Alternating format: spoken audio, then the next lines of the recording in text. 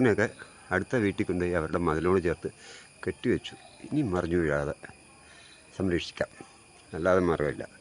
കാറ്റ് പിടിച്ച് ഭയങ്കരമായിട്ട് അടച്ചു ചട്ടിയും പൊട്ടിച്ച് ഇത്രയും പ്രായമല്ലോ, 1.5 കൊല്ലം ഏതാ നല്ല വിളവും തന്നു തുടങ്ങിയതാണ്.